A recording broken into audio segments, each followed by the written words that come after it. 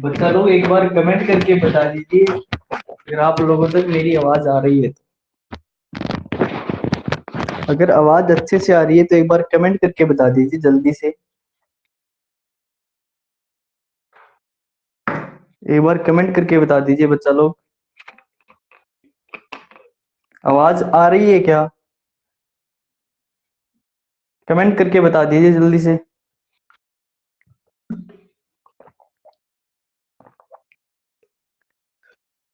आवाज आ रही है क्या? कमेंट करके बता तो दो, पता तो चले। हाँ तो बता दिया करो एक बार बोलती। ठीक है ओके, आवाज एकदम।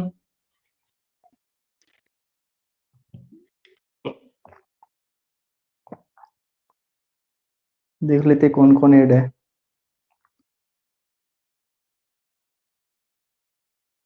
ठीक है, अंकित हो गया, ज्योति हो गई, प्रमोद हो गया, ठीक है, दीपक, नितिन, ठीक है, 7 लोग ऐड है। ठीक है, तब तक आप लोग जो ऐड नहीं है, जो क्लास में हो रहे हैं, उनको मैसेज करके बोल दीजिए। वैसे बोलना ही क्यों पड़े, सभी को पता है 9 बजे क्लास होती है। जिस दिन 9 बजे नहीं होगी मैं बता दूंगा।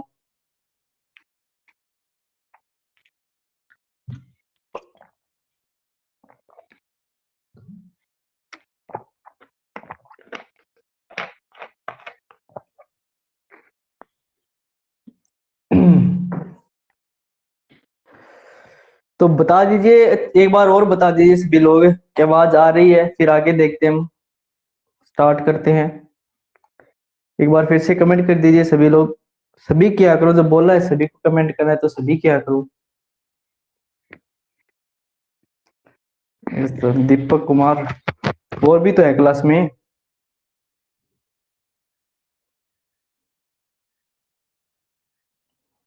बात तो नहीं कितनी करवा लो है, पूछा है जब एक सवाल पुनिया ने। चलो बढ़िया है, फिर आ रही है तो ठीक है। ठीक है बच्चा लोग, अब देखो।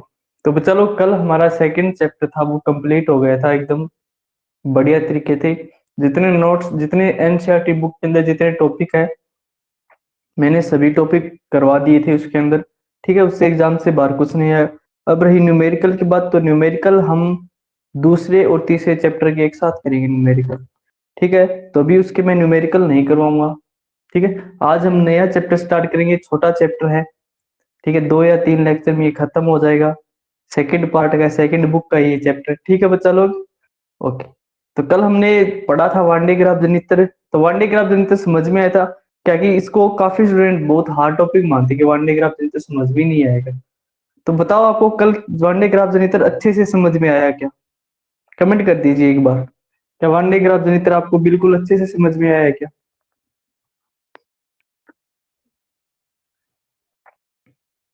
कल वांडे ग्राफ बिल्कुल अच्छे से समझ में आ गया था क्या?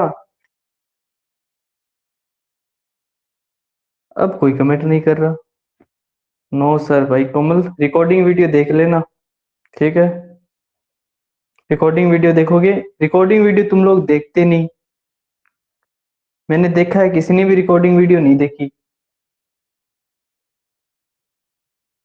समझ में आएगा कैसे है? पढ़ना पड़ता है। बढ़िया है फिर, देखते हो तो। ठीक है, ओके ओके। 8 लोग और कौन हो गए? चलो देखते हैं एक बार।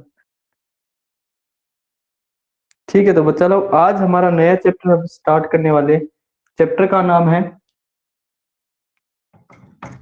Atomic physics. ठीक है, थर्ड चैप्टर नहीं कर रहा, वो लेंथी चैप्टर, उसको कंप्लीट होने में टाइम लगेगा।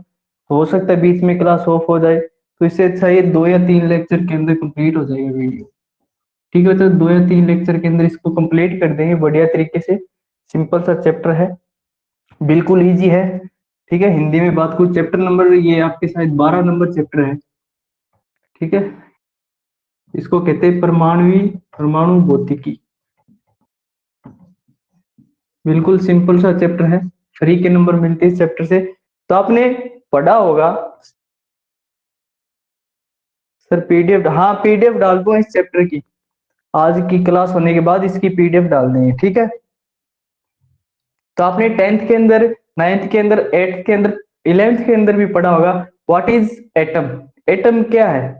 कोई बताएगा एटम की डेफिनेशन? एटम एटम क्या होता है? किसी को पता है एटम क्या होता है? What is atom? परमाणु क्या है? अरे परमाणु क्या होता है ये नहीं पता तुम लोगों को? What is atom? इधर देखो, आपको पता है मैटर क्या होता है? मैटर, मैटर बोले तो पदार्थ, ठीक है। हम ये जो मार्कर है, आपको ये मार्कर दिख रहा है ना, ये क्या है? मैटर ही तो है। ये बोर्ड क्या है? मैटर ही तो है, ठीक है। मैं क्या हूँ? मैटर ही तो हूँ। हम सब क्या है? मैटर ही तो है। हम सब पदार्थ ही तो है, ठीक है। पदार्थ किससे मिलकर मिले थे? मॉलिक्यूल से, ठीक है। मॉलिक्यूल के अंदर क्या होता है? हमारे एटम्स होते हैं, ठीक है। फिर एटम क्या होते हैं? इंडिविजुअल होते हैं, इंडिविजुअल। इंडिविजुअल का मतलब है अविभाज्य, अविभाज्य। इसका मतलब ये हो गया पदार्थ की, क्या बोलते हैं, smallest, smallest unit of matter, smallest unit of matter. पदार्थ की सबसे छोटी इकाई क्या होती है? परमाणु होती है। पदार्थ की सबसे छोटी इकाई परमाणु होती है, ठीक है बच्चा लोग। पदार्थ की सबसे छोटी इकाई क्या होती है? परमाणु होती है। ये चीजें आपको पता होनी चाहिए। जैसे ये मान लो मार्कर है मेरा, अब मैंने बोल दिया कि ये मार्कर का सबसे छोटा पार्ट है, ये मार्कर का सबसे छोटा पार्ट है, मतलब ये का एटम है, ठीक है। ये वैसे तो ये मार्कर बहुत सारे एटम से मिलकर बना है, ठीक है, लेकिन मैंने बोल दिया ये सबसे छोटा है, तो इसको मैं और नहीं तोड़ सकता। अविभाज्य का मतलब होता है जिसको मैं आगे और नहीं तोड़ सकती, इंडिविजुअल होना चाहिए वो, ठीक है। तो पदार्थ की सबसे सूक्ष्मतम इकाई को हम क्या बोलते हैं? एटम बोलते हैं। तो एटम कहाँ से आया, कैसे इसकी खोज हुई, क्या इसके प्रिंसिपल थे, क्या इसकी थ्योरीज थी, अलग अलग साइंटिस्ट के क्या क्या आइडियाज थे इसको लेके, तो पूरी स्टडी इस चैप्टर के अंदर हम करने वाले। तो ठीक है बच्चा लोग, इधर देखो, अभी हम एटम के बारे में पढ़े। चलो लोग आप ये बताओ मेरे को, एटम दिखता कैसा है? कैसा दिखता है एटम? सुंदर होता है? एटम सुंदर ही तो होता है। इधर देखो, ये एटम है, ठीक है। What is this? This is atom. Atom बोले तो परमाणु, ठीक है बच्चा लोग। ये एटम का होता है न्यूक्लियस। ये एटम का क्या होता है? न्यूक्लियस। न्यूक्लियस बोले तो नाभिक, न्यूक्लियस बोले तो नाभिक, ठीक है। सभी को अच्छे से दिख रहा है? कोई दिक्कत नहीं होनी चाहिए। और आपको पता है न्यूक्लियस के अंदर क्या पाया जाता है? प्रोटॉन और न्यूट्रॉन पाया जाता है। न्यूक्लियस के अंदर क्या पाया जाता है? प्रोटॉन और न्यूट्रॉन। और यहाँ इसकी बाहरी सतह पर, बाहरी वाली कक्षा पर इलेक्ट्रॉन क्या लगाते हैं?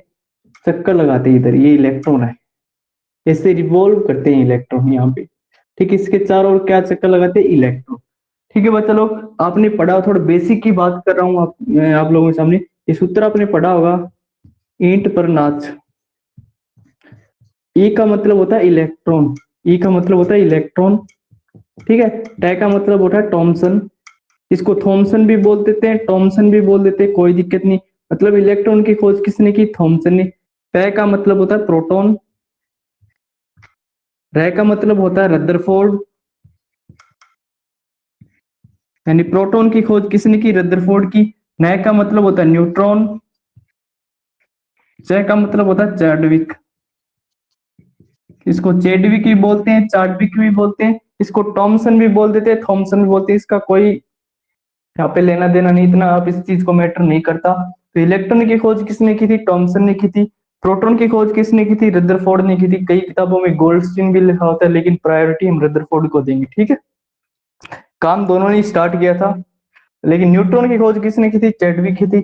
आपको पता है इलेक्ट्रॉन पर नेगेटिव चार्ज होता है और इसकी वैल्यू होती है 1.6 इंटू 10 की पावर माइनस 19 कूलम। और इस आवेश की खोज आर ई मिलिकन नामक साइंटिस्ट ने की थी। ये आपने 11th की केमिस्ट्री में पढ़ा था। और किस प्रयोग से की थी? तेल बूंद प्रयोग से।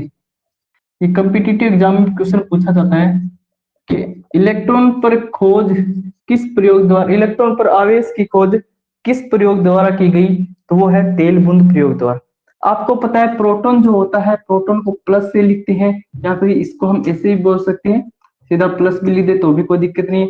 आपको पता है E प्लस है, इसकी वैल्यू होती है 1.6 इंटू 10⁻⁹ कूलम। प्रोटॉन पर पॉजिटिव चार्ज होता है, इलेक्ट्रॉन पर नेगेटिव चार्ज होता है, ये आपको पता होना चाहिए। और परमाणु जो होता है वो विद्युत उदासीन होता है बच्चा लोग।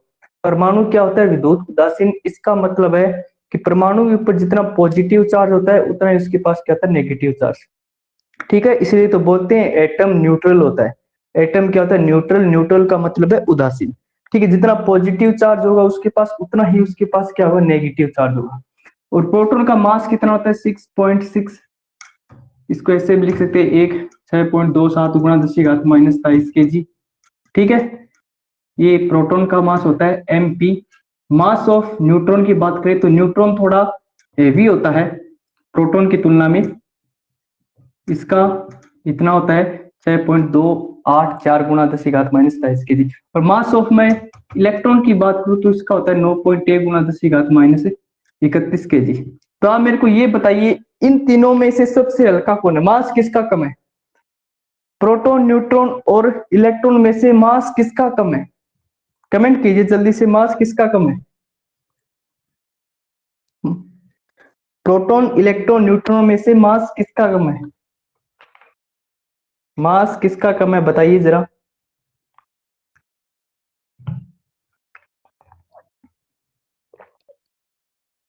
इलेक्ट्रॉन। इलेक्ट्रॉन। इलेक्ट्रॉन। बढ़िया भाई, किसका मास कम है सबसे ज्यादा? सबसे कम किसका? इलेक्ट्रॉन का है। आप इस वाली वैल्यू पर मत जाना बच्चा लोग, आप इधर देखो, इधर -23, इधर भी -23, इधर -31। -31 बड़ा होता है, -23 बड़ा होता है? -23 से बड़ा होता है, ये -31 छोटा होता है। इलेक्ट्रॉन बहुत ही हल्का होता है। इलेक्ट्रॉन, प्रोटॉन और न्यूट्रॉन की कंपैरिजन के अंदर हम बात करें तो। ठीक है, अभी इसकी ये वाला पॉइंट जो बताया नहीं, ये रदरफोर्ड वाले अल्फा विकिरण उपयोग में इसका थोड़ा यूज करेंगे, इसलिए आपको पहले ही बता दिया गया है कि mass of electron is very very less than of mass of proton and neutron. ठीक है बच्चा लोग, ओके। ये बात आपको आई होप समझ में आ गई होगी। एटम क्या होता है, एटम के अंदर क्या क्या पाया जाता है, प्रोटॉन कहाँ होता है, न्यूट्रॉन कहाँ होता है, न्यूक्लियस कहाँ होता है, इलेक्ट्रॉन क्या होती है। आप न्यूक्लियस का साइज देखो, ये पूरा कमरा मान लो एक एटम है। ठीक है, जिस कमरे में एक वीडियो बना रहा हूँ ये पूरा कमरा मान लो एक एटम है। और इस कमरे के अंदर आप सुई लेके चले जाओ, इस कमरे के अंदर सुई लेके चले जाओ, इतना न्यूक्लियस होता है, इतना एटम का न्यूक्लियस होता है। बच्चा लोग सोच लो इसका साइज, न्यूक्लियस का साइज कितना छोटा होता है, और ये कितने बड़े बड़े काम करता है। आपने सुना होगा नाभिकीय बल, परमाणु बल है, परमाणु बम, नाभिकीय बम, परमाणु बम, न्यूक्लियर बम, आपने सुना होगा। ठीक है, वो सब चीजें एक छोटे से पार्ट की वजह से इतना ज्यादा विस्फोट हो जाता है। तो देखो बच्चा लोग न्यूक्लियस कितना भयंकर है।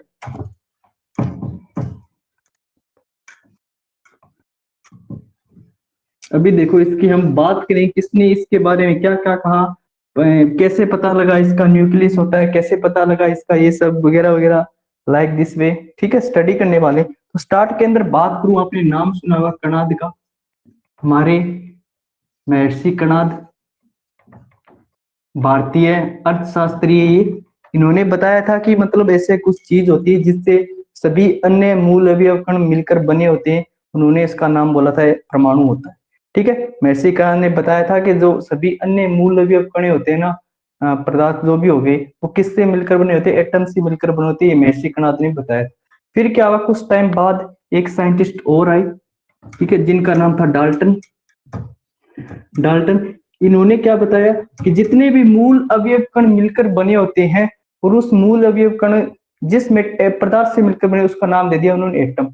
उन्होंने बताया जितने भी मूल अवयव कण है वो किससे मिलकर बने होते? परमाणु से मिलकर बने होते। और इन्होंने ये भी बताया कि प्रत्येक पदार्थ का, प्रत्येक प्रत्येक पदार्थ के परमाणु समान होते हैं, प्रत्येक पदार्थ के परमाणु समान होते हैं। इन्होंने ये भी बताया, साथ में इन्होंने बताया कि अलग अलग पदार्थ के अलग अलग पदार्थ के परमाणु भी अलग अलग होते हैं, भी अलग अलग होते हैं, अलग अलग होते हैं। इन्होंने क्या बताया कि प्रत्येक पदार्थ का के परमाणु समान होते हैं, लेकिन अलग पदार्थ अलग अलग हो जाए तो उनके परमाणु भी अलग अलग होंगे। जैसे देखो, ये मान लो फोन है, ठीक है, ये फोन के अंदर ये पदार्थ तो है, इसके सभी परमाणु क्या सेम होंगे।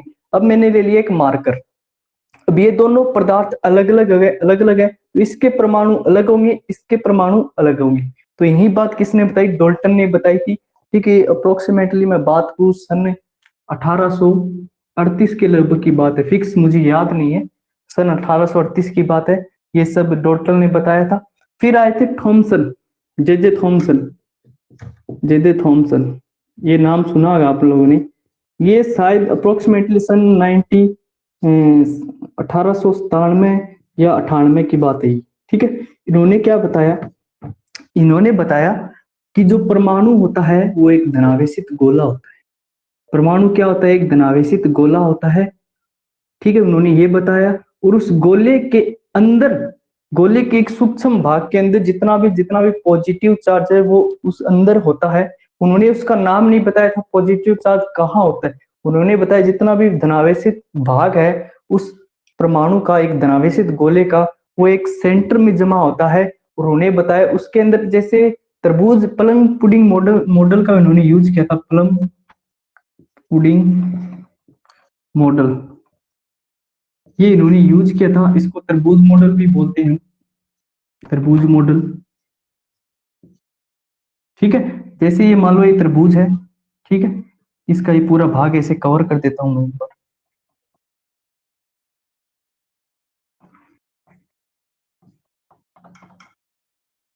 ठीक है, ऐसे करके ये पूरा भाग। और जैसे तरबूज के अंदर ये वाला जो पार्ट मैं इधर लिख रहा हूँ, इधर कर रहा हूँ, जैसे तरबूज के अंदर बीज धसे होते हैं ना, वैसे परमाणु के अंदर इलेक्ट्रॉन होती। ये बात है किसने बताई थी? डाल्टन ने बताई थी, सॉरी डाल्टन नहीं, थॉमसन ने बताई थी कि जिस प्रकार तरबूज के अंदर बीज होते हैं उसी प्रकार परमाणु के अंदर इलेक्ट्रॉन होते हैं, और बाकी जो बचा हुआ भाग है वो धनावेशित भाग होता है। ये बात किसने बताई थी? जे जे थॉमसन ने बताई थी। ठीक है बच्चों लोग, अब देखो ये था जे जे थॉमसन का परमाणु मॉडल। अब इसके द्वारा क्या क्या चीज पता चली? इसके देखो, इसके द्वारा हमें ये पता चल गया, इलेक्ट्रॉन के बारे में पता चला। जे जे थॉमसन के मॉडल के द्वारा हमें इलेक्ट्रॉन का पता चला, साथ में तापायनिक उत्सर्जन के बारे में पता चला। ठीक है, ये दो तीन चीजें थी जो जे जे थॉमसन के मॉडल के द्वारा हमें पता चली। अब इसकी कमियां की थी? इसकी कमियां ये थी कि इसने अल्फा प्रकीर्णन प्रयोग को नहीं समझा पाया। कौन से प्रयोग को नहीं समझा पाए? अल्फा प्रकीर्णन प्रयोग को।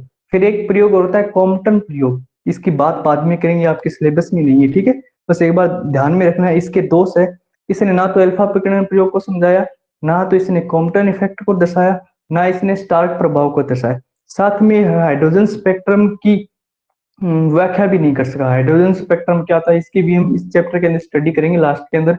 एक बार ये समझ लो कि इसके दोष क्या क्या थे। ना तो इसने अल्फा प्रकीर्णन प्रयोग को बता पाया, और ना ये बता, नाभिक के बारे में भी इसने नहीं बताया। ठीक है, साथ में स्टारक इफेक्ट और कॉम्पटन इफेक्ट को भी ये नहीं बता पाया, और हाइड्रोजन परमाणु के रेखीय स्पेक्ट्रम को भी इसने नहीं समझाया। तो ये इस प्रकार के दोष थे। तो इसके अकॉर्डिंग हमें परमाणु के बारे में कंप्लीट स्टडी नहीं मिली, तो इस वजह से थॉमसन के मॉडल को छोड़ दिया गया। फिर आए बहुत ही ज्ञानी बाबा रदरफोर्ड। अभी देखो इसके अंदर आप देखो कंक्लूजन देखो, ये जो डाल्टन थे ना, ये डाल्टन के शिष्य थे।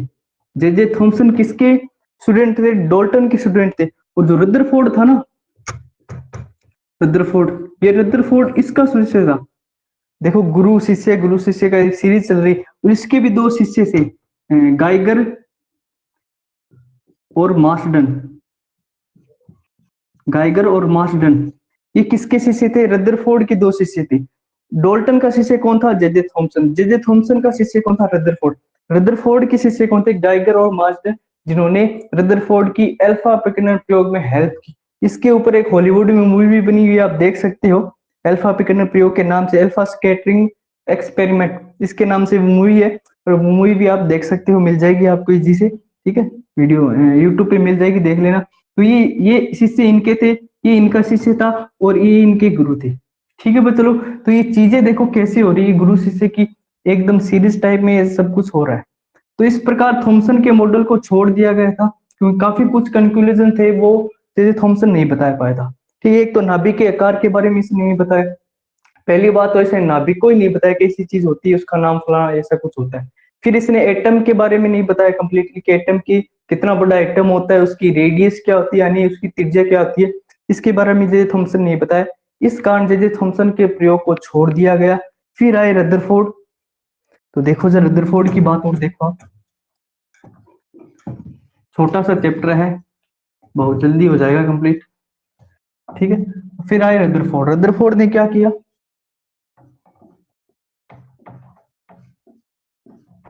ये बात शायद आई थिंक 1911 के अप्रोक्सीमेटली है। ठीक है, 1911 की बात है। रदरफोर्ड ने क्या बताया, रदरफोर्ड ने क्या किया, अल्फा प्रकीर्णन प्रयोग किया। अल्फा प्रकीर्णन प्रयोग के आधार पर ही रदरफोर्ड ने बताया कि जो जितना धनावेशित भाग किसी एक सूक्ष्म स्थान में उपस्थित होता है, उस भाग का उसने नाम दिया नाभिक, न्यूक्लियस नाम दिया, और उसकी रेडियस उसने बताई 10⁻⁻15 मीटर। कितनी बताई, जो नाभिक होता है उसकी जो रेडियस होती है वो 10⁻15 मीटर होती है, जो एटम होता है उसकी रेडियस होती है 10⁻10 मीटर। ये किसने बताया था, रदरफोर्ड ने बताया था। इसका प्रयोग था अल्फा प्रकीर्णन प्रयोग, वो समझना बहुत जरूरी, वो एग्जाम में आता है, कंफर्म आएगा, यहाँ से कंफर्म यही क्वेश्चन आता है ज्यादातर। ठीक है बच्चा लोग, इधर देखो, अब हम बात करेंगे अल्फा प्रकीर्णन प्रयोग की। अल्फा प्रकीर्णन प्रयोग, जरा इस प्रयोग को बिल्कुल ध्यान से समझना। गाइगर और मार्सडन थे जो इनके दो शिष्य थे, उन दोनों ने मिलकर रदरफोर्ड के साथ इस प्रयोग को किया था। ठीक है बच्चा लोग, अब इस प्रयोग के अंदर देखो, इसके अंदर क्या होता है कि एक सोर्स होता है, अल्फा स्रोत होता है जिससे अल्फा पार्टिकल निकलते हैं।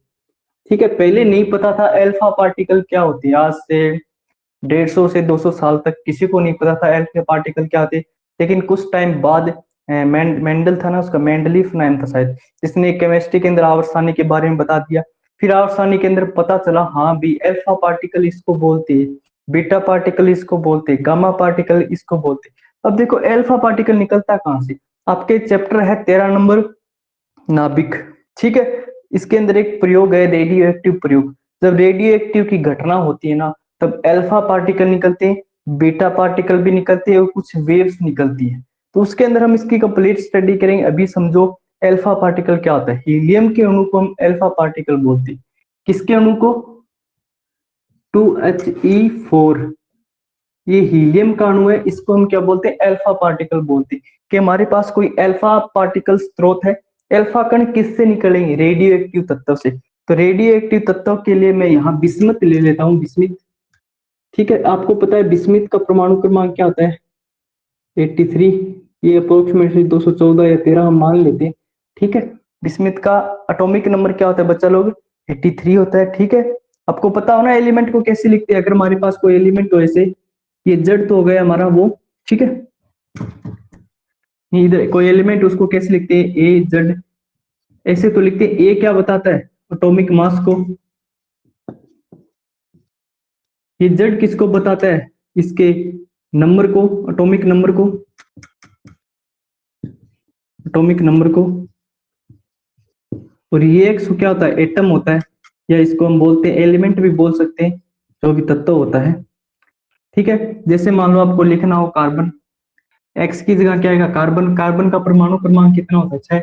इसका द्रव्यमान संख्या कितनी होती है, 12। तो इस चीज को ऐसे लिखते हैं। ठीक है, और इसके अंदर इलेक्ट्रॉन कितने, चलो ये बताओ, कार्बन के अंदर इलेक्ट्रॉन कितने बताइए, ये बताइए, चलो कमेंट करके बताओ, कार्बन के अंदर इलेक्ट्रॉन कितनी है,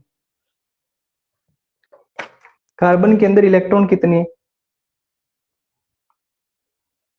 ठीक है, प्रोटॉन कितने हैं, कार्बन के अंदर प्रोटॉन कितने हैं, ये भी बताओ, कार्बन के अंदर प्रोटॉन कितने हैं।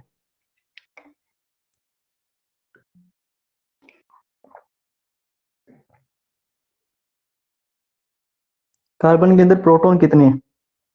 चलो ठीक है, ये चीजें आपको पता है, बहुत अच्छी बात है। पता है तो कि ये जो नंबर होता है ना, ये नीचे लिखा होता है, यही इसकी परमाणु संख्या को व्यक्त करता है, यही इसकी प्रोटॉन की संख्या को व्यक्त करता है, यही इसके इलेक्ट्रॉन की संख्या को व्यक्त करता है। यानी किसी एलिमेंट की जितनी परमाणु क्रमांक होते हैं उतने उसके अंदर क्या होते हैं, प्रोटॉन होते हैं, उतने इसके अंदर क्या होते हैं, इलेक्ट्रॉन। क्योंकि आपने पढ़ा है कोई भी परमाणु क्या होता है, विद्युत उदासीनता, मतलब जितने प्रोटॉन होंगे उतनी इसके पास क्या होंगी, इलेक्ट्रॉन होंगी। ये बातें आप लोगों को पता होनी चाहिए बच्चा लोग, बेसिक है बिल्कुल, 10 से 9 से ये चीजें स्टार्ट हो जाती है।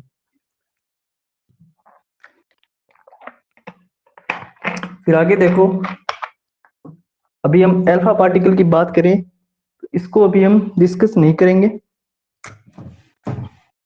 ठीक है। हमारे पास कोई अल्फा स्रोत है, इसकी डायग्राम इंपॉर्टेंट है, कई बार डायग्राम बनाना भी आ जाता है, सीधे डायग्राम बनाना भी पूछ लेते। कोई हमारे पास अल्फा स्रोत है, ठीक है, इसको मैं ऐसे लिख देता हूँ, कोई बॉक्स में बंद कर देता हूँ, ठीक है। चलो यहाँ से क्या निकलेगा, अल्फा स्रोत निकलेगा, अल्फा पार्टिकल, इसको लिख देता हूँ अल्फा स्रोत, ठीक है बच्चा लोग। ठीक है, अल्फा पार्टिकल कौन से होते हैं, हीलियम के अणु को हम अल्फा पार्टिकल बोलते हैं, ठीक है। हीलियम के ये आवर्त सारणी के खोजने के बाद पता चला, हाँ हीलियम का ही अणु होता है अल्फा पार्टिकल, इतने टाइम तक तो हमको पता ही नहीं था। इसके अंदर क्या होता है, ये जो अल्फा पार्टिकल है, जो विस्मित है, इस विस्मित से क्या निकलेंगे, अल्फा पार्टिकल निकले, बहुत सारे अल्फा कण निकले, ठीक है। तो चलो अब यहाँ क्या लगाती है, लेड की ईंटें लगी होती है, किसकी ईंटें लगी थी, लेड की ईंटें। अब लेड की ही ईंटें क्यों लगी थी होती है वो भी बताएंगे आप लोगों को। अब आप लोगों को पता है, यहाँ से जैसे ही अल्फा पार्टिकल निकलेगा तो वह फैलेगा, फैलने की ट्राई करेगा, ऐसे फैलेगा। अब क्या हुआ, जो लेड की ईंटें होती है ना, ये लेड की ईंटें क्या करती है, जितने भी अल्फा पार्टिकल निकल रहे उनको इसके अंदर एक सीधी लाइन में करने का ट्राई करते हैं। जो लेड की ईंटें लगी हुई ना, ये इनका काम क्या है, जो यहाँ से अल्फा पार्टिकल निकलेंगे ना, अल्फा पार्टिकल, उनको एक ही लाइन में संरेखित करना, उनको एक ही लाइन में क्या करना, संरेखित करना। क्योंकि लेड की जो ईंटें होती है वो अल्फा पार्टिकल का बहुत अच्छा अवशोषक होती है, उनको बहुत अच्छे से अवशोषित कर लेती है, ठीक है बच्चा लोग। लेड की ईंटें लगाने का कारण ये था आपको बताना, बहुत सारे फैल जाएगा, ये जो अल्फा पार्टिकल है इधर इधर इधर फैल जाएगा, इसीलिए लेड की ईंटें लगाई ताकि जितने भी अल्फा पार्टिकल निकले वो एक ही डायरेक्शन में क्या हो जाए, संरेखित हो जाए। यहाँ लिख देता हूं मैं, लेड को लिखते हैं पीबी से लिखते हैं, लेड की ईंट, या लेड को पीबी से लिखते हैं, कोई दिक्कत नहीं, ठीक है, पीबी, ठीक है। अब यहाँ से जो अल्फा पार्टिकल निकला बच्चा लोग, अब यहाँ लगी होती है एल्यूमिनियम, सॉरी सोने की पन्नी, गोल्ड फॉइल बोलते हैं, एकदम पतली, ये गोल्ड फॉइल लगी होती है, गोल्ड फॉइल, एकदम पतली फॉइल है, ठीक है। इसका ही 2.1 × 10⁻⁻⁷मीटर, मतलब इतनी पतली होती है, जैसे मेरा फोन, गोल्ड का, गोल्ड क्या है, ये मेटल ही तो है। अब गोल्ड की खास बात क्या होती है, इसको कितना भी पीटो, पीट पीट के एकदम पेज जैसे, अभी दिखाता हूँ आप लोगों को, जैसे मेरे पास ये पेज है, ठीक है, इसको जो गोल्ड की फॉइल है ना, ये पेन, आपको ये फोन दिख रहा है ना, समझ लो ये गोल्ड है। अब इसको कितना भी पीट लो आप, कोई फर्क नहीं पड़ेगा, इसको पीट पीट के आप ऐसा बना सकते हो, एकदम पन्नी की तरह, एकदम पतला, ठीक है। इसको एकदम पीट के एकदम पतला क्यों बनाया, उसका भी एक रीजन है। अब रीजन क्या है, अब आपको पता है ये फोन है, ये गोल्ड ऐसा स्टार्ट के अंदर हमारे पास, ये गोल्ड की पन्नी क्या एकदम ऐसे। अब आपको पता है इसके अंदर बहुत सारे एटम है, गोल्ड के क्या है, बहुत सारे एटम है, गोल्ड को AuC लिखते हैं ना, हाँ AuC लिखते हैं, इसके अंदर बहुत सारे एटम है। अब इसको मैंने पतला बना लिया, इसका पतला बनाने का रीजन यही है कि इसके अंदर जो Au की लेयर बनेगी वो एक सिंगल लेयर बननी चाहिए, एटम की, गोल्ड एटम की जो लेयर बनेगी ना वो सिंगल लेयर बननी चाहिए, मतलब इसके पीछे कोई और दूसरी लेयर ना बने। ये जैसे ये पहले इतनी मोटी थी ऐसे, अब क्या थी, इसके अंदर बहुत सारे एटम थे, ठीक है, ऐसे एटम थे इसके अंदर बहुत सारे। अब इसको पीट के पतला बनाने का रीजन यही है कि यहाँ सिर्फ एक ही एटम की लेयर बने, इस टाइप की लेयर बने, इसके पीछे कोई लेयर ना बने, ठीक है। इसके पतला बनाने का रीजन यही था, ताकि अच्छे से क्या हो जाए, हमें अल्फा प्रकीर्णन अच्छे से हो जाए, इसका रीजन यही था, ठीक है बच्चा लोग। गोल्ड फॉइल ही क्यों ली, ये पता, वैसे उसने एल्यूमिनियम की फॉइल थी, ठीक है, सिल्वर की भी फॉइल ली थी, अब वो बताता नहीं है, साइंटिस्ट क्या करता है, रीजन नहीं बताता, उसने बहुत सारी फॉइल ली थी, उनमें से हो सकता है ये गोल्ड वाली फॉइल ही हो जिस पर अल्फा पार्टिकल अच्छे से इसके ऊपर क्या करना पाए, वो स्कैटरिंग कर पाए। ठीक है, इसलिए इसने सोने की लिए और एल्यूमिनियम चांदी वगैरह का जिक्र नहीं किया, एनसीईआरटी के अंदर भी आपको नहीं मिलेगा। ठीक है, समझ में आ रहा है ना बच्चा लोग? एक बार कमेंट कर दीजिए अगर ये चीज इतनी समझ में आ गई, फिर आगे करते हैं इसको प्रोसेस। जल्दी से कमेंट करके बता दीजिए अगर ये चीज आपको समझ में आ गई है तो।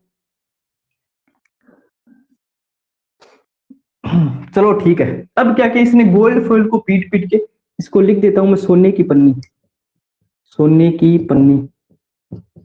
इसको पतला करने का रीजन क्या है बच्चा लोग, ताकि इसके ऊपर एक सिंगल एयर बने, किसकी, गोल्ड के एटम की एक सिंगल लेयर बने। अब जैसे ही ये बच्चा लोग एटम इधर आएगा, ये अल्फा विकिरण इधर आएगा तो इससे टकराएगा। अब यहाँ पे लगाता है एक पर्दा। ठीक है, डायग्राम सुंदर नहीं बना, आपको पता है डायग्राम जैसे मेरे हाथ तंग है इसके अंदर। एक लगा होता है पर्दा, ये होता है, ये जेडेनस का पर्दा होता है, जिंक सल्फाइड का। भी ये पर्दा क्या करता है, जैसे ही इसके ऊपर अल्फा पार्टिकल टकराएगा तो इसके ऊपर क्या बनेगी, एक फ्लैश टाइप में लाइट जग जाएगी। जब कैमरामैन होता ना, वो जैसे फोटो खींचता है तो उसके ऊपर फ्लैश नहीं पड़ता क्या, वैसे ही जब भी यहाँ पे कोई अल्फा पार्टिकल से टकराएगा तो इसके ऊपर फ्लैश पड़ जाएगी। अब ये अल्फा पार्टिकल इतने छोटे होते हैं बच्चा लोग, इनको हम हमारी आंखों से नहीं देख सकते। जो मैंने लगाया इसके थ्रू भी मैं इसको नहीं देख सकता। इसके लिए क्या लगाया जाता है, यूज किया जाता है डिटेक्टर, यूज किया जाता है। क्या यूज किया जाता है, अभी बना देते हैं हम।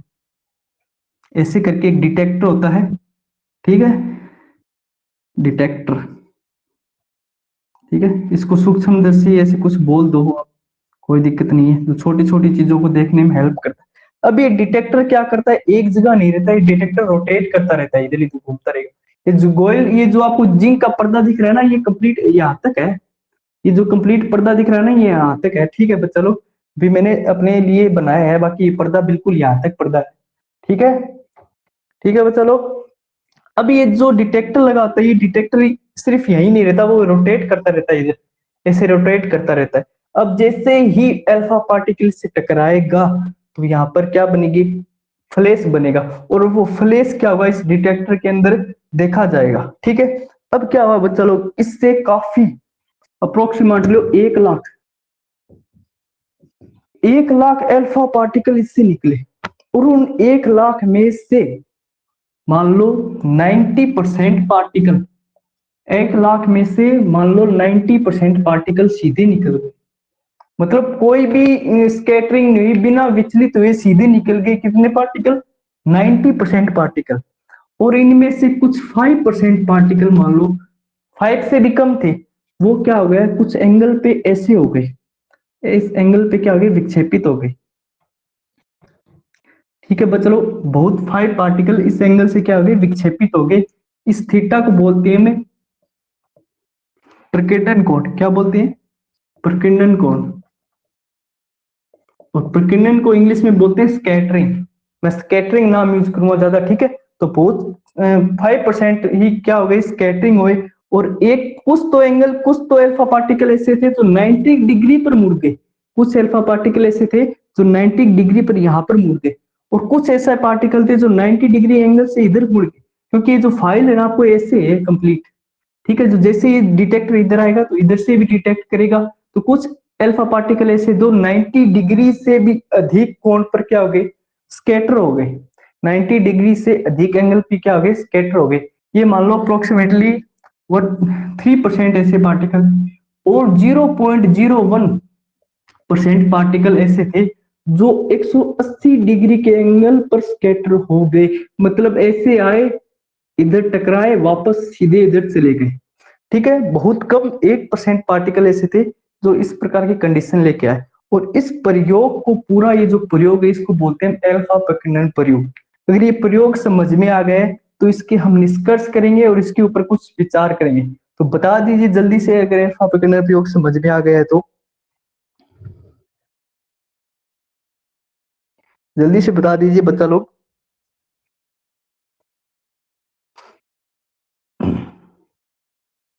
अब देखो बच्चा लोग, जो अल्फा पार्टिकल यहां से जो निकला था ना, उसकी जो एनर्जी थी वो लगभग 6 से 7.7 मेगा इलेक्ट्रॉन वोल्ट तक थी। ठीक है, 6 से 7.7 मेगा इलेक्ट्रॉन वोल्ट जो एल्फा पार्टिकल निकला है ना, यहाँ से कितनी एनर्जी लेके निकला है? 6.67 मेगा इलेक्ट्रॉन वोल्ट। ठीक है बच्चा लोग, अब आपको पता है इसकी निष्कर्ष की बात करेंगे। अगर ये डायग्राम आपको समझ में आ गया तो इसको मैं साफ कर दूं। ठीक है, क्लीन कर दें क्या इसको? ठीक है, पीडीएफ में डाल दूंगा, टेंशन मत लो आप। ठीक है, स्क्रीनशॉट मत लेना, इसका पीडीएफ डाल दूंगा इसकी। ठीक है,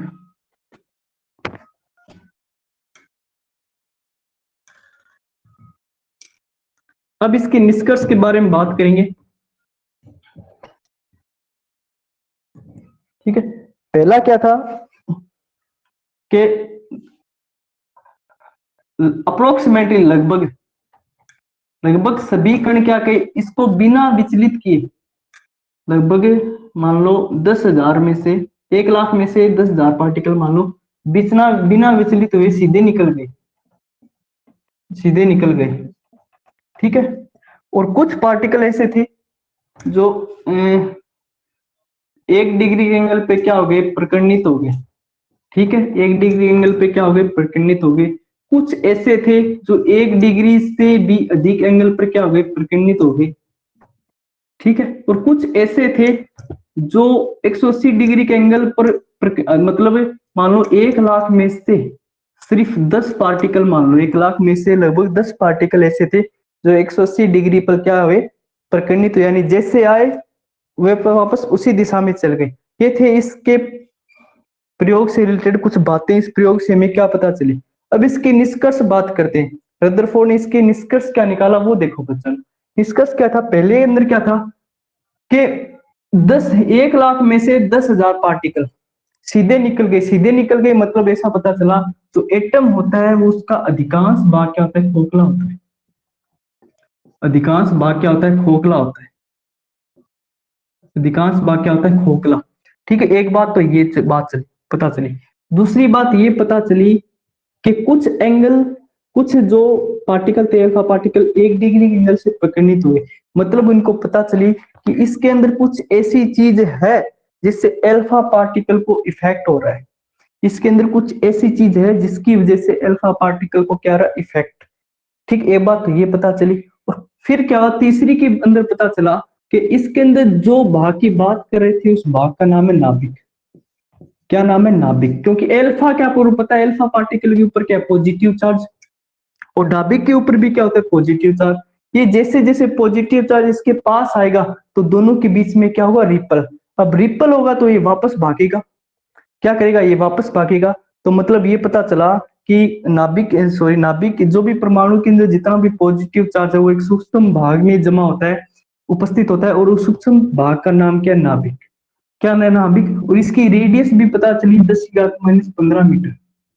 नाभिक की रेडियस बात कर रहा हूं मैं। ये जो नाभिक है ना, नाभिक, इसकी रेडियस यहाँ से 10⁻⁻15 है।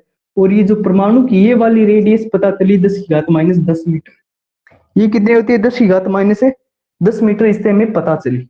ठीक है बच्चा लोग, अब देखो एक बात ये पता चली कि इसके अंदर कुछ पार्टिकल ऐसे थे वो 90 डिग्री पे भी क्या हो गए, विक्षेपित हो गए। ऐसे आए 90 डिग्री के एंगल पर चले गए। अब एक बात बताओ आप लोग मेरे को, इसके अंदर आपको पता है इलेक्ट्रॉन भी है। अब ये बताओ, ये इलेक्ट्रॉन की वजह से 90 डिग्री पर विक्षेपित हो सकते हैं या फिर न्यूक्लियस की वजह से होंगे 90 डिग्री पर? क्योंकि ये अल्फा कण है, यहाँ पे इलेक्ट्रॉन भी इलेक्ट्रॉन से भी टकराएंगे। ठीक है, और यह इधर नाभिक है, नाभिक से भी टकराएंगे। तो बताइए 90 डिग्री पर जो विक्षेपित हुए इलेक्ट्रॉन की वजह से हुए हैं या नाभिक की वजह से? कमेंट करके बताइए जल्दी से,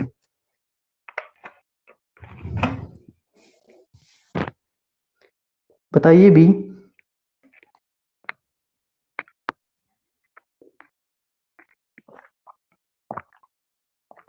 इलेक्ट्रॉन, बच्चा लोग गलत है।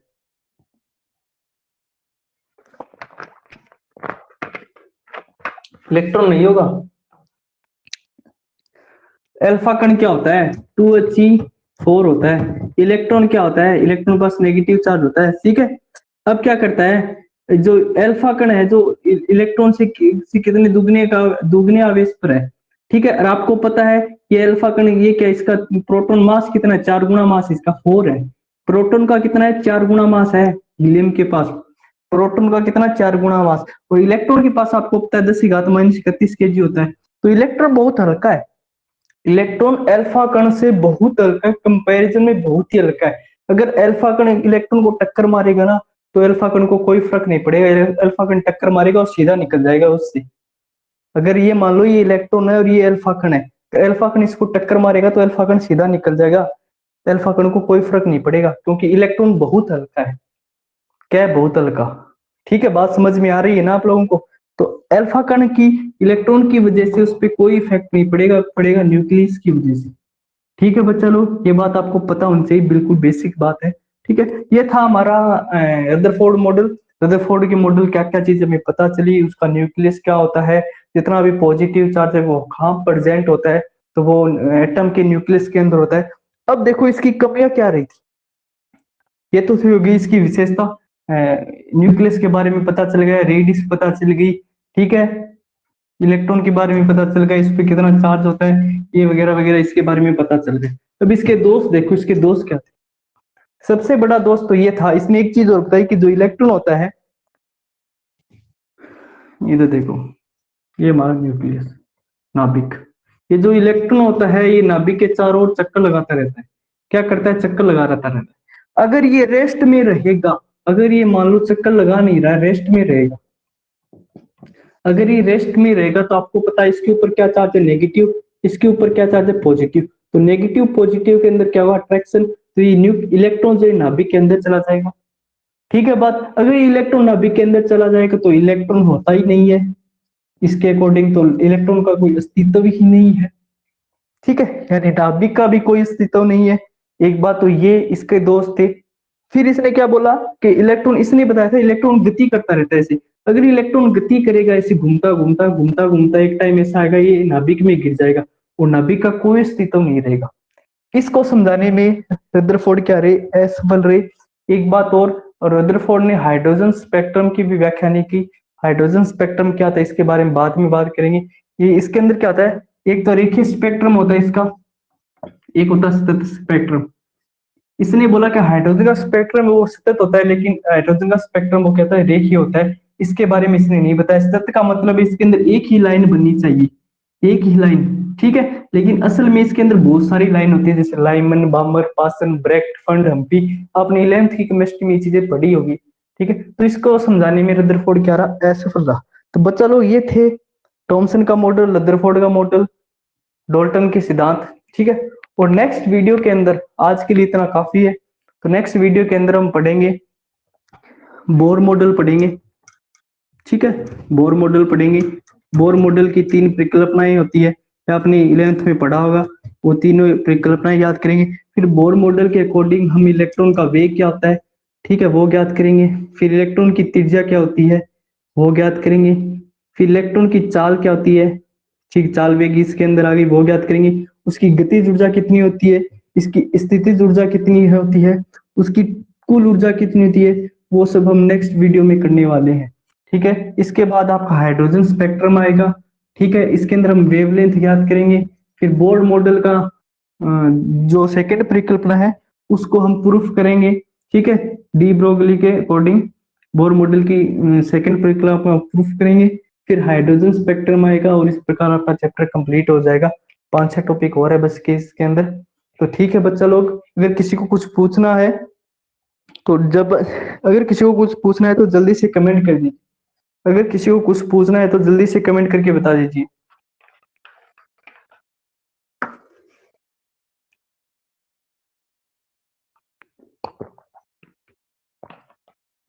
कोमल दोबारा बताओ, कौन सा बताना है दोबारा,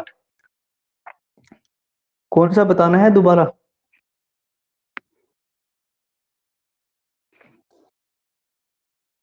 बताइए भी कौन सा बताना है दोबारा।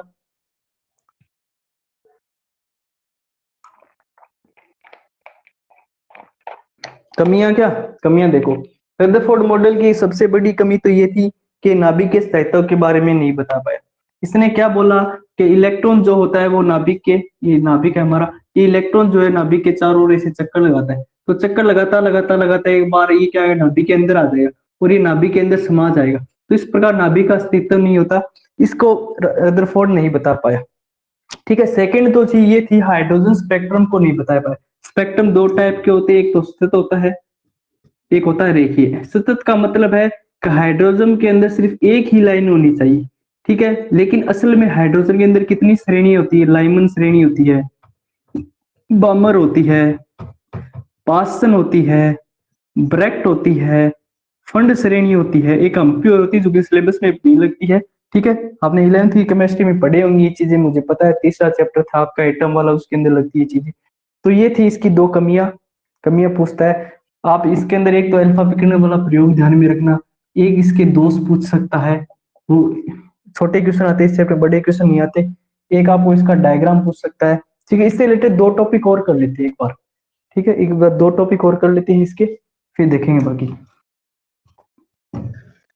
सिंपल सी टॉपिक है, वो आज ही कर लेते हैं फिर।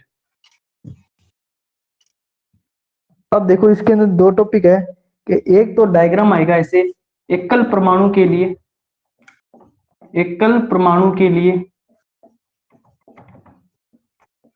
रदरफोर्ड मॉडल, एकल परमाणु के लिए रदरफोर्ड मॉडल बनाइए। तो इसके अंदर क्या करना है आपको, एक ऐसे न्यूक्लियस लेना है। ठीक है, ये पॉजिटिव चार्ज लेना है, एक एकल परमाणु है, इसकी कक्षाएं ले लेना बहुत सारी। ठीक है बच्चों, अब क्या करना है, यहाँ पर आपको अल्फा कण लेना है। ठीक है, जिससे अल्फा पार्टिकल निकलेंगे। अब क्या होगा, इससे अल्फा पार्टिकल निकलेंगे। ठीक है, कुछ अल्फा पार्टिकल क्या होंगे, ऐसे आएंगे, ऐसे चले जाएंगे, ऐसे हो जाएंगे। कुछ अल्फा पार्टिकल सीधे निकल जाएंगे। ठीक है, इसकी डायरेक्शन साथ में दर्शा देना आप लोग। ठीक है, कुछ पार्टिकल ऐसा होगा जो जिस डायरेक्शन में वापस उसी डायरेक्शन थीटा बराबर 180 डिग्री पे हो जाएंगे। कुछ पार्टिकल ऐसे होंगे जो 90 डिग्री पे विक्षेपित हो जाएंगे, ऐसे करके।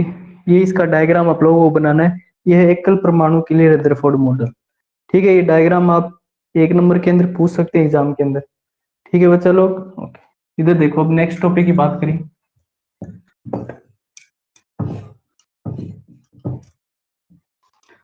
ये बढ़िया टॉपिक है, टॉपिक का नाम है closest approach of nucleus. Hindi में कहूं तो निकटतम पहुंच की दूरी, निकटतम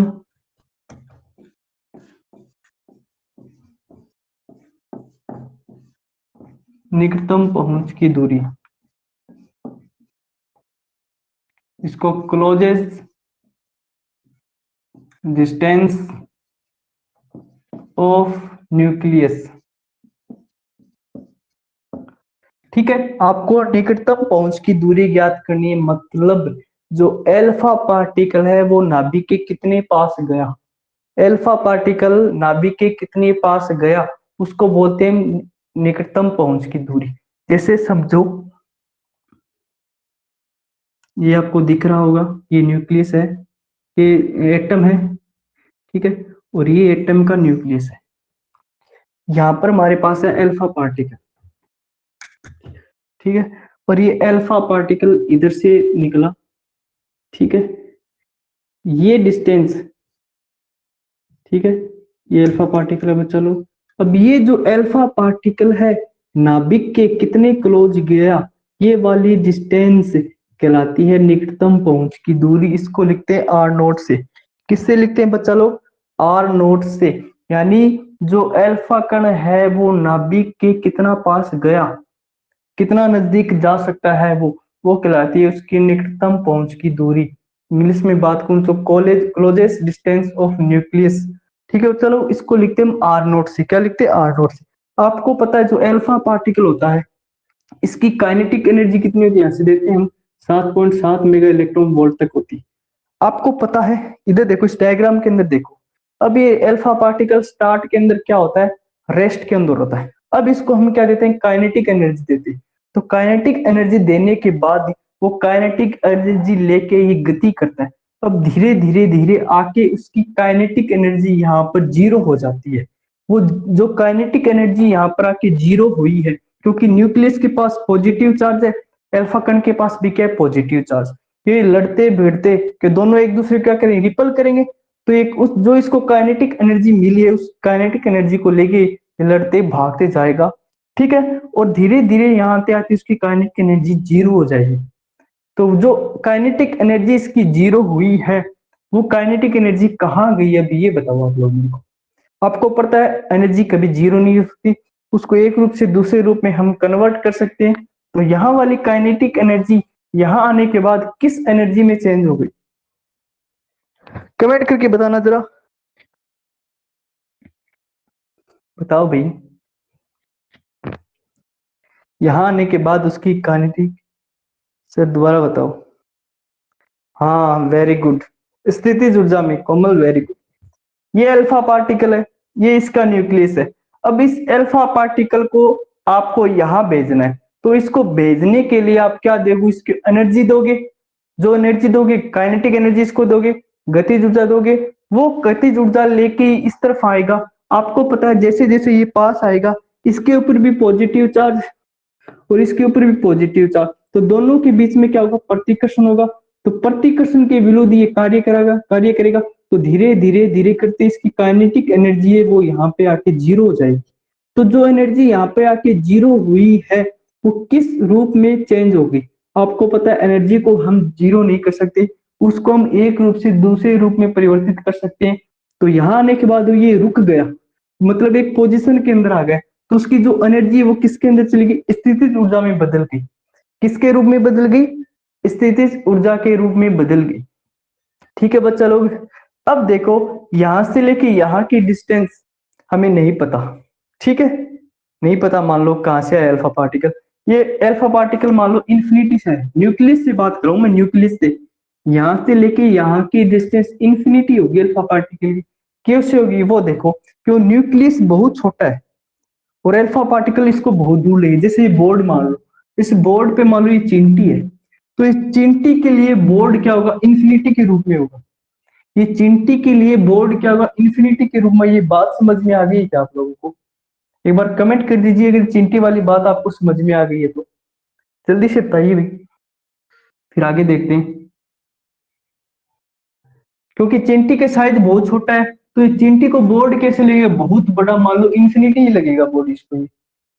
ठीक है, तो वैसे ही न्यूक्लियस को अल्फा पार्टिकल कैसे लगेगा, इन्फिनिटी से आ रहा है। कहां से आ रहा है, इन्फिनिटी से। तो आपको पता है यहाँ पर, यहाँ पे एनर्जी चेंज हो रही है ना, यहाँ पे भी एनर्जी, यहाँ पे भी एनर्जी। तो ऊर्जा संरक्षण का नियम लगाओ, ऊर्जा संरक्षण के नियम से। ठीक है, आपको पता है ऊर्जा संरक्षण का नियम क्या होता है, प्रारंभ में ऊर्जा बराबर अंतिम में ऊर्जा, प्रारंभ में ऊर्जा बराबर अंतिम में ऊर्जा। मान लो प्रारंभ में इसकी काइनेटिक एनर्जी, सॉरी स्थितिज ऊर्जा यू आई थी, इनर्शियल, आई का मतलब है इनर्शियल, और शुरू के अंदर इसकी काइनेटिक एनर्जी मान लो के आई थी। ठीक है, इनर्शियल, और लास्ट में मान लो इसकी यू एफ हो जाएगी, यू फाइनल प्लस में यू के फाइनल, के एफ फाइनल। ठीक है, अब यू आई की वैल्यू आपको पता है, जब दो चार्ज हो, पूरे फिजिक्स में आपने पढ़ी होगी, ये तो बच्चे बच्चे को पता है, दो बिंदु के बीच की, दो आवेशों के बीच की तो काइनेटिक एनर्जी है वो क्या होती है, U बराबर के क्यू टू बाई आर।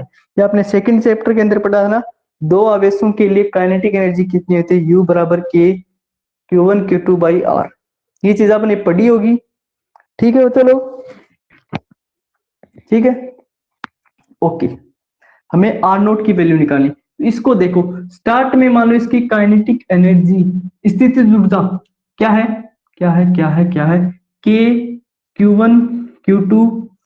अब आपको पता है यहां से लेके यहां तक की डिस्टेंस क्या है, आपने क्या मेजर की, इन्फिनिटी मेजर की, क्या की, इन्फिनिटी। यहां से लेके यहाँ की डिस्टेंस क्या है, इन्फिनिटी है। ठीक है बच्चा लोग, और यहाँ पर आप मान लो गतिज ऊर्जा के ई है, मान लेते हैं क्या है, गतिज ऊर्जा स्टार्ट के अंदर के ई है। और यहाँ पर जब अल्फा पार्टिकल यहाँ आ जाएगा तो उसकी स्थिति ऊर्जा क्या हुई, के Q1 Q2। अब अल्फा पार्टिकल यहाँ आ गया, तो इनके बीच की डिस्टेंस क्या है, आर नोट, नीचे लिखो आर नोट। ठीक है बच्चा लोग, प्लस में काइनेटिक एनर्जी भी इसकी क्या होगी ये बताओ, चलो ये बताओ इसकी, यहाँ पे काइनेटिक एनर्जी क्या होगी, यहाँ पर इसकी काइनेटिक एनर्जी कितनी होगी ये बताइए कमेंट करके। फाइनल अंतिम काइनेटिक एनर्जी क्या होगी इसकी, कमेंट करके बताइए जल्दी से। जीरो। शाबाश, ठीक है जीरो ही हो, क्योंकि यहाँ पर आने के बाद उसकी गतिज ऊर्जा जीरो हो गई, ये तो मैंने बोला ही है, क्योंकि गतिज ऊर्जा किसके अंदर चेंज होगी, स्थितिज ऊर्जा के अंदर। तो यहाँ पे क्या हो जाएगा, ये जीरो। ठीक है बस चलो, आपको पता है ये अनंत है तो ये ऑटोमेटिक ही जीरो हो जाएगा, ये अनंत है नीचे तो ये जीरो ही हो जाएगा। प्लस में के ई, यहाँ लिखो के क्यू वन। अब क्यू वन हमारे पास क्या है, अल्फा पार्टिकल है। क्या अल्फा पार्टिकल, अल्फा पार्टिकल के पास कितना चार्ज होता है, 2e चार्ज होता है। कितना चार्ज होता है, जैसे लिखा था ना, एच ई, 2 + 4, ये लिखे होते हैं। और जो नाभिक है, नाभिक को इसके ऊपर जेड ई, जेड का मतलब है वो किसी भी एटम का न्यूक्लियस हो सकता है, चाहे वो हीलियम का हो, कार्बन का हो, नाइट्रोजन का, जेड की वैल्यू कुछ भी हो सकती है। ठीक है, तो Q1 की वैल्यू हमारे पास क्या आएगी, 2e, और Q2 की वैल्यू क्या आएगी हमारे पास, जेड ई। क्या ये बता लो, क्योंकि 2e अल्फा कण है, इधर देखो अल्फा कण है, अल्फा कण के ऊपर ये Q1 की चार्ज, इलेक्ट्रॉन की बात करें हम चार्ज की, तो उसके ऊपर कितना चार्ज है, 2 इलेक्ट्रॉन है उसके पास। तो इधर न्यूक्लियस है, नाभिक को किससे रिप्रेजेंट करते हैं हम, जेड से रिप्रेजेंट करते हैं, तो इसके पास कितने प्रोटॉन, कितना चार्ज है, जेड है, तो इसका जेड ही हो गया। ठीक है, तो Q1 Q2 की वैल्यू रखो, ये Q1 की होगी, ये Q2 की होगी, नीचे आर नोट है ही, तो के ई बराबर हमारे पास क्या आ रहा है, के, यहाँ पे क्या है 2, ये हमारा जेड, ये ई री क्या हो जाएगा, ई स्क्र, नीचे क्या आ रहा है आर नोट, यहाँ से आर नोट की वैल्यू निकाल लो, इस के ई को इधर भेज दो। ठीक है, के बराबर 2 जेड ई स्क्र अपॉन के ई, ये आ गई हमारे पास आर नोट की वैल्यू। इसको बोलते हैं निकटतम पहुंच की दूरी। इस आर नोट को क्या बोलते हैं बच्चा लोग, निकटतम पहुंच की दूरी। और आपको पता है के क्या होता है, के क्या होता है, के होता है 1/4 पाई एप्सिलॉन नॉट। के की वैल्यू क्या आती है, 1/4 पाई एप्सिलॉन। जल्दी से कमेंट करके बता दीजिए अगर ये चीज समझ में आ गई तो, जल्दी से बता दीजिए बच्चा लोग।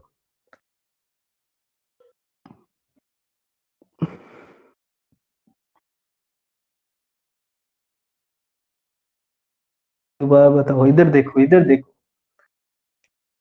इसके अंदर एनर्जी का कंजर्वेशन हो रहा है ना, ऊर्जा संरक्षण का नियम लागू हो रहा है ना, क्योंकि यहाँ पर गतिज ऊर्जा है और यहाँ पे पोटेंशियल ऊर्जा है, यहाँ भी गतिज ऊर्जा है, यहाँ भी पोटेंशियल ऊर्जा है, ऊर्जा की ही बात हो रही है ना, तो कौन सा नियम लेगा, ऊर्जा संरक्षण का नियम लेगा। तो प्रारंभिक ऊर्जा, ऊर्जा संरक्षण का नियम क्या था, प्रारंभिक ऊर्जा बराबर अंतिम ऊर्जा। तो प्रारंभिक ऊर्जा, ये जब रेस्ट में था तो पोटेंशियल एनर्जी क्या थी इसकी, यू आई। ठीक है, ये आई का मतलब है इनिशियल, प्रारंभ, ये के आई हो जाएगा इनिशियल, और के यू एफ का क्या हो जाएगा फाइनल, यानी फाइनल में, के एफ का मतलब फाइनल में गतिज ऊर्जा।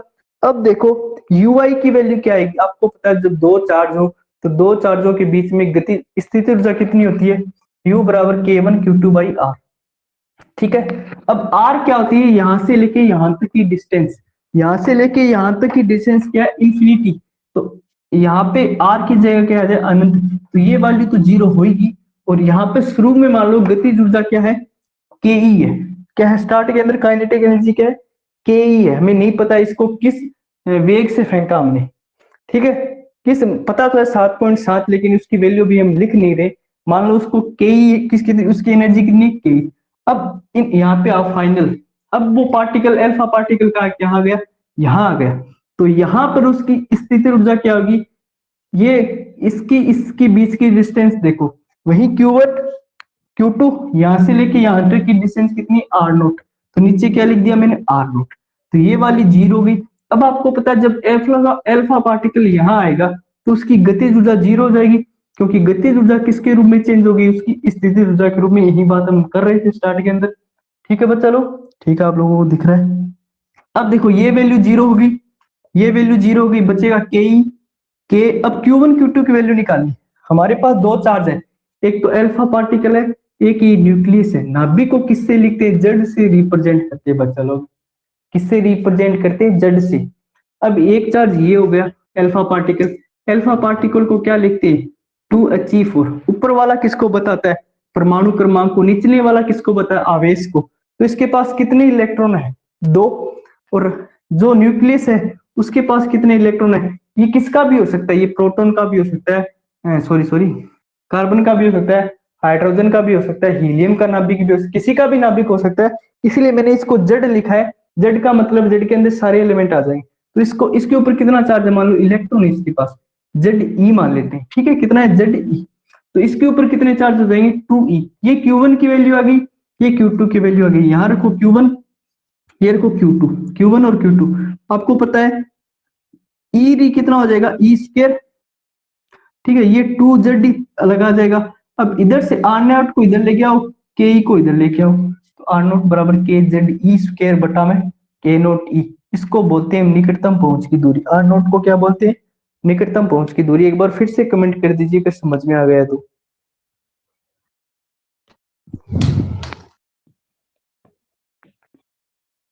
बिल्कुल इजी है। अरे जेड का मतलब होता है न्यूक्लियस। जेड क्या होता है, जेड रिप्रेजेंट करता है 1 2 3 4 5 6 7। मतलब किसका न्यूक्लियस है ये, हाइड्रोजन का न्यूक्लियस है, प्रोटॉन हीलियम का न्यूक्लियस है, कार्बन का न्यूक्लियस है, एल्यूमिनियम का न्यूक्लियस है, किसका न्यूक्लियस है।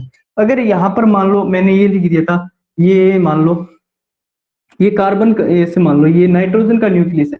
अगर मैं यहाँ लिख देता नाइट्रोजन, तो आपको पता है एन बराबर क्या था, 7n14। तो यहाँ पर जेड की जगह यहाँ क्या आता, 7 आता।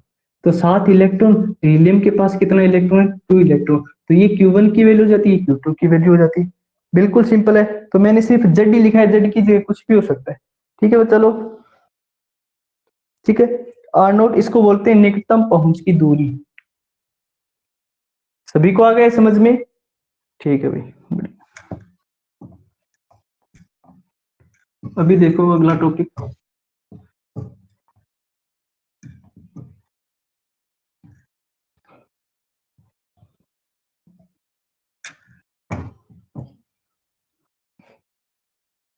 अगला टॉपिक है हमारा संगत प्राचल। ये इंपॉर्टेंट टॉपिक है, निकटतम पहुंच वाला भी इंपॉर्टेंट था, ये भी इंपॉर्टेंट है। इसको बी से लिखते हैं, संगत प्राचल को किससे लिखते हैं, बी से लिखते हैं। ठीक है, देखो होता क्या है ये मान लो ये न्यूक्लियस है, ठीक है, ये इसका नाभिक है, ठीक है, ये एटम है, एटम का क्या न्यूक्लियस। यहाँ मान लो हमारे पास अल्फा कण है। अब जैसे अल्फा कण यहाँ से निकलेगा, ठीक है, न्यूक्लियस की बात करेंगे, इसको मिटो, एटम को मिटो रहा हूँ, सिर्फ न्यूक्लियस लिख रहा हूँ यहाँ पे। ये न्यूक्लियस है, ठीक है, ये अल्फा पार्टिकल, अब अल्फा पार्टिकल यहाँ से निकलेगा तो टक्कर होने इधर भी जाएगा वो। अब देखो ये होगी इसके बीच की डिस्टेंस यहाँ से, तो इसको बोलते हैं प्रारंभिक वेग सदिश। क्या बोलते हैं, प्रारंभिक वेग सदिश। इसको बोलते हैं हमें अंतिम वेग सदिश, अंतिम वेग सदिश। तो संगत प्राचल के अंदर अल्फा कण द्वारा प्रारंभिक वेग सदिश, अल्फा कण का प्रारंभिक वेग सदिश द्वारा नाभिक के केंद्र पर डाले गए लंब को हम क्या बोलते हैं, संगत प्राचल बोलते हैं। क्या बोलते हैं बच्चा लोग, संगत प्राचल। समझ में आ रहा है सभी को, अल्फा कण के प्रारंभिक वेग सदिश से यहाँ पर डाला गया लंब क्या कहलाता है, संगत प्राचल कहलाता है। तो इसको बी से लिखते हैं, किससे लिखते हैं, बी से। ठीक है, अब क्या होगा, यहां से अगर ये लंब यहाँ पर डल जाए ना, ऐसे आपको ऐसे अगर एग्जाम में पूछेगा, ऐसे दिया होगा, एक तो बी यहाँ दिया होगा, एक बी यहाँ दिया होगा, एक बी यहाँ दिया होगा, आपको पूछेगा संगत प्राचल क्या है, इसमें डायग्राम आ सकता है संगत प्राचल क्या है। तो कभी भी भूल के ये मत कर देना, संगत प्राचल होता है प्रारंभिक वेग सदिश से डाला गया लंब, प्रारंभिक वेग सदिश से डाला गया लंब नाभिक के केंद्र पर, यहाँ पर ये वाली रेखा है ना, यहाँ पर नाभिक के केंद्र पर या मान लो अक्ष रेखा पर प्रारंभिक वेग सदिश द्वारा डाला गया लंब क्या कहलाता है, संगत प्राचल कहलाता है। इसको बी से लिखते हैं, क्या लिखते हैं, बी से। बी डिफाइन करता है प्रकीर्णित कोण को। बी किस पर डिपेंड करना है, प्रकीर्णन कोण पर डिपेंड करता है। यानी संगत प्राचल का मान प्रकीर्णन कोण थीटा पर डिपेंड करता है, किस पर डिपेंड करता है, थीटा पर। अगर मान लो, कंडीशन मान लो, अगर बी बराबर 0 हो जाए, इस डायग्राम में देखो, अगर ये बी बराबर 0 मतलब इनकी बीच की डिस्टेंस, पहले बी कैसे, ऐसे, अगर बी बराबर 0 हो गया तो ये ऐसे हो जाएगा, कैसे हो जाएगा, ऐसे। अब मान लो यहां से कोई भी पार्टिकल इधर आएगा, तो वापस ये न्यूक्लियस से टकराएगा एकदम बीच से, तो वापस वो ऐसे ही जाएगा। तो थीटा बराबर कितना होगा, 180 डिग्री। कितना होगा, 180 डिग्री। अगर बी बराबर 0 हो जाएगा तो थीटा बराबर क्या हुआ, 180 डिग्री। क्योंकि यहाँ पे आ जाएगा बी, तो ये न्यूक्लियस से एकदम बी से टकराएगा। तो यहाँ आपको पता है यहाँ पॉजिटिव चार्जेस मस्त, तो वापस इसको ये प्रतिकर्षित कर देगा और वापस उसी एंगल से मोड़ देगा। अगर मान लो बी का मान वेरी वेरी ग्रेटर देन हो जाए 0 डिग्री से, ठीक, 0 से बहुत ज्यादा बड़ा हो जाए, मतलब ऐसे हो जाए, ये आपका न्यूक्लियस है, ये आपकी एक्स रेखा है, बी इतना बड़ा हो जाए यहाँ पे, तो आपको पता है अब थीटा की वैल्यू कुछ भी हो सकती है। ठीक है, तो आपको पता है ये बिना विचलित हुए सीधा निकल जाएगा। ठीक है, तो बी किस पर डिपेंड करता है, प्रकीर्णन कोण थीटा पर डिपेंड करता है। ठीक है, तो ये अगर संगत पाचल समझ में आ गए तो एक बार कमेंट कर दीजिए। इसका फॉर्मूला आपके सिलेबस में नहीं है, बस ये फॉर्मूला है एक, ये फॉर्मूला है कोट, ये फॉर्मूला है आपके सिलेबस में नहीं है। ठीक है, के Z square cot theta by 2/k, बस ध्यान में रख लेना। अगर संगत प्राचल समझ में आए तो एक बार कमेंट कर दीजिए जल्दी से। संगत प्राचल क्या होता है, अल्फा कण के प्रारंभिक वेग सदिश से नाभिक के केंद्र पर डाले गए लंब को हम क्या बोलते हैं, संगत प्राचल कहते हैं। इसको बी से लिखते हैं, किससे लिखते हैं, बी से। ठीक है बच्चा लोग, सभी को समझ में आ गया होगा। अगर घर पर पढ़ोगे नहीं ना तो बिल्कुल भी नहीं आएगा समझ में, डाउट क्लियर होंगे नहीं तुम लोगों के। ठीक है, क्लास ले ली पढ़ लिया बस, ठीक है, क्लास लेने से फायदा नहीं होगा, खुद को प्रैक्टिस करनी पड़ेगी। चलो बढ़िया है फिर, ठीक है, सभी को समझ में आ गया। तो बच्चा लोग कल वाला आज के लिए इतना काफी है, कल हम पढ़ेंगे बोर मॉडल। ठीक है, बोर मॉडल के अनुप्रयोग भी करेंगे। अगर और किसी को कुछ पूछना है तो 2 मिनट का समय आपके पास, जल्दी से कमेंट कर दीजिए। किसी को कुछ पूछना है तो कमेंट करके बता दीजिए जरा।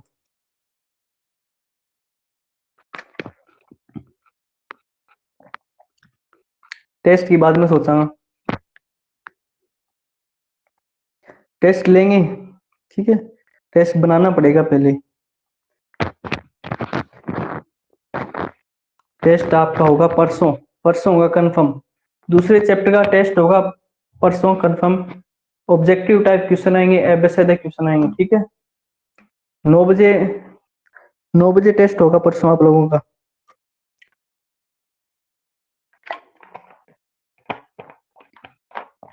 तो ठीक है, किसी को कुछ नहीं पूछना है, क्लास को एंड करते हैं।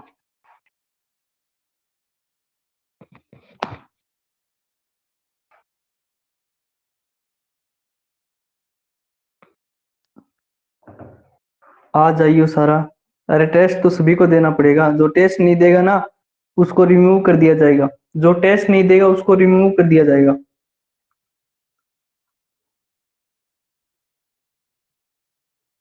परसों टेस्ट होगा। ठीक है, आज क्या हो गई, 26 तारीख हो गई, 27 28 को होगा, सुबह 9 बजे होगा। ठीक है, तो आज के लिए इतना काफी है बच्चा लोग। नोट्स अभी पीडीएफ में डाल दूंगा 5 मिनट के अंदर। ठीक है, तो तब तक के लिए बेस्ट ऑफ लक।